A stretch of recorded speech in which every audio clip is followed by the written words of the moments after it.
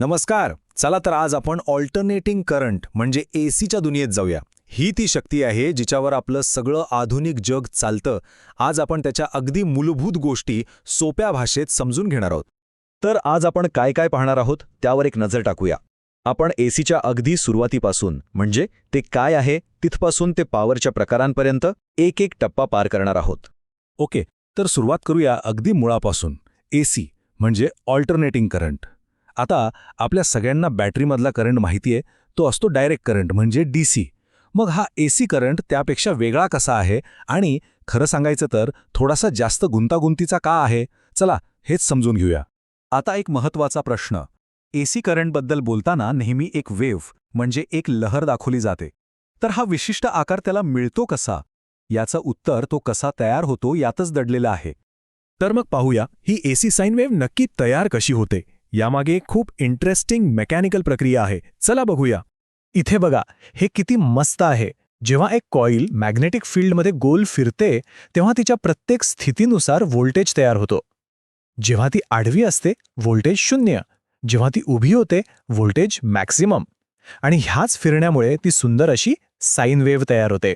म्हणजे कॉईलचा एक पूर्ण 360 डिग्रीचा फेरा म्हणजे एसी साइन वेव्हची एक पूर्ण सायकल. शून्यापासून सुरू होऊन पॉझिटिव्ह पीक, परत 0, मग नेगेटिव्ह पीक आणि पुन्हा 0. हे चक्र सतत सुरू राहतं. ठीक आहे, तर आता आपल्याला एक सिंगल वेव्ह कशी तयार होते हे कळलं.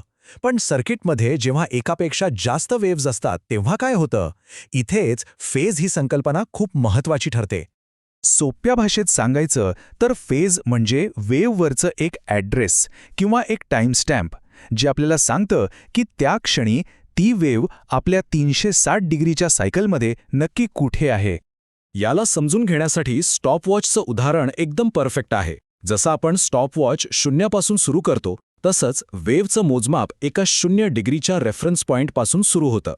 आणि जेव्हा दोन वेव्ह एकाच वेळी सुरू होत नाहीत म्हणजे त्या एकमेकांशी सिंकमध्ये नसतात तेव्हा त्यांच्यामधल्या वेळेच्या किंवा अँगलच्या फरकालाच फेज डिफरन्स असं म्हणतात.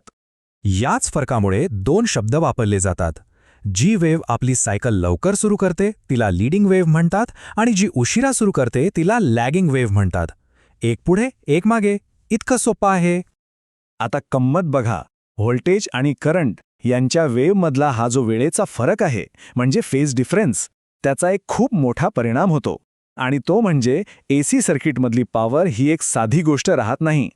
बघा, डीसी सर्किटमध्ये पॉवर काढणं खूप सोपं आहे. एकच फॉर्म्युला P=V×I, संपला विषय. पण एसीमध्ये असं नाहीये. तो जो फेजमधला फरक आपण पाहिला ना, त्यामुळे सगळा खेळ बदलतो. आणि म्हणूनच एसी सर्किटमध्ये आपल्याला एका नाही तर 3 वेगवेगळ्या पॉवरचा विचार करावा लागतो. यातला पहिला प्रकार म्हणजे ॲक्टिव्ह पॉवर. ही आहे खरी पॉवर. म्हणजे जे काम आपल्याला प्रत्यक्ष झालेलं दिसतं, जसं की बल्ब लागणं, फॅन फिरणं, हे सगळं ॲक्टिव्ह पॉवरमुळे होतं आणि ती मोजली जाते वॉट्समध्ये. दुसरा प्रकार आहे रिॲक्टिव्ह पॉवर. ही पॉवर प्रत्यक्ष काम करत नाही, पण मोटर किंवा ट्रान्सफॉर्मरमध्ये मॅग्नेटिक फील्ड तयार करण्यासाठी आणि टिकवून ठेवण्यासाठी खूप गरजेची असते. म्हणून हिला वॉटलेस पॉवर असंही म्हणतात. आणि तिसरी आहे ॲपरंट पॉवर. ही म्हणजे सर्किटमधली टोटल पॉवर. यात ॲक्टिव्ह आणि रिॲक्टिव्ह या दोन्ही पॉवरचा समावेश असतो. सोप्या भाषेत ही वीज कंपनीने आपल्याला पुरवलेली एकूण पॉवर आहे. तर या तिन्ही पॉवर एकमेकांशी कशा जोडलेल्या आहेत यांचं नातं समजून घेण्यासाठी एक खूप सोपा आणि सुंदर भौमितिक आकार आहे. आणि तो आकार म्हणजे हा पॉवर त्रिकोण. हा एक साधा काटकोन त्रिकोण आहे. याची एक बाजू ॲक्टिव्ह पॉवर, दुसरी रिॲक्टिव्ह पॉवर आणि कर्ण म्हणजे ॲपरंट पॉवर. अगदी शाळेतल्या पायथागोरसच्या प्रमेयासारखं. बरं, आता ह्या त्रिकोणातला तो जो कोन आहे ना, थीटा, तो खूप महत्त्वाचा आहे कारण तोच आपल्याला पॉवर फॅक्टरबद्दल सांगतो. आता पॉवर फॅक्टर म्हणजे काय? सोप्या भाषेत सांगायचं तर सर्किट किती एफिशियंट आहे म्हणजे पुरवलेल्या टोटल पॉवरपैकी किती पॉवरचा खरंच वापर होतोय हे सांगणारा हा आकडा आहे. चला तर मग आपण आज जे काही शिकलो त्याचा एक छोटासा आढावा घेऊया.